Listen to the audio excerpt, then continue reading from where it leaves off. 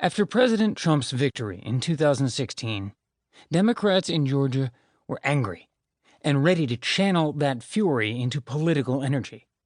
Georgia House Minority Leader Stacey Abrams had spent a lifetime preparing for just this moment.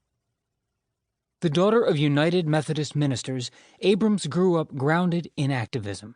She remembers boycotting a local Shell gas station as a child to protest the oil giant's ownership's ties to apartheid South Africa.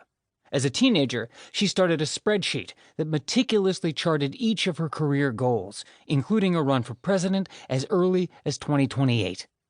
While a student at Spelman College, the famed historically black institution in Atlanta, she led protests after the Rodney King verdict and challenged Atlanta Mayor Maynard Jackson, the trailblazing first African-American man elected to lead a major southern city, to work harder to help poor people of color. At Yale Law School, she worked at a legal clinic while writing the first of what would be a string of romance novels under a pen name.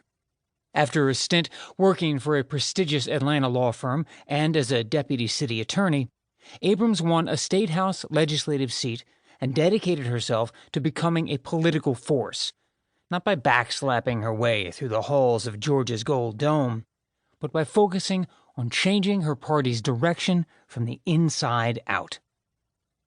But if there was a defining story of her youthful foray into politics, it was the regrettable high school trip to the governor's mansion for a reception for valedictorians.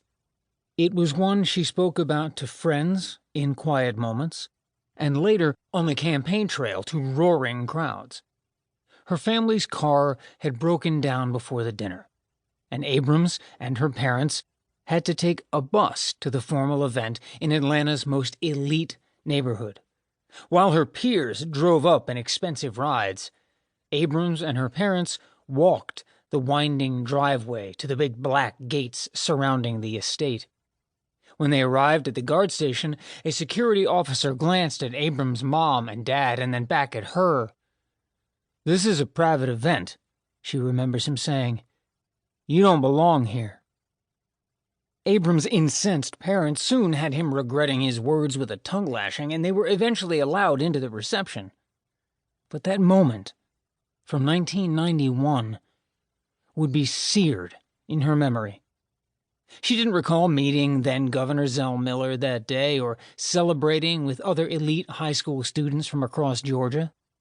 What she did remember was that an agent of the state attempted to block her entry to the governor's mansion by insisting that she didn't belong there. In early 2017, she had that story in mind as she began putting the finishing touches on a soon-to-be-launched campaign to convince voters that she belonged in Georgia's top office. Over the past 3 years, she founded a voting rights group, the New Georgia Project, whose goal was to engage hundreds of thousands of voters of color disconnected from state politics. She built a national fundraising operation to promote her vision of liberal policies in the South. She helped transform her often warring Democratic colleagues in the Georgia House into a more effective fighting force. And she assembled a team of aides and advisors to help burnish her national profile and not so quietly make senior party officials aware that she was running for governor, with or without their support.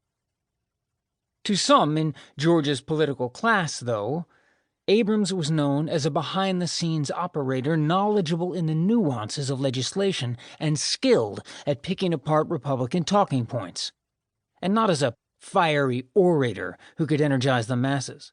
Sure, she had proven that she could impress wealthy donors in closed-door meetings, but many in Georgia were scarcely familiar with Abrams' name, let alone her ability to motivate Democrats.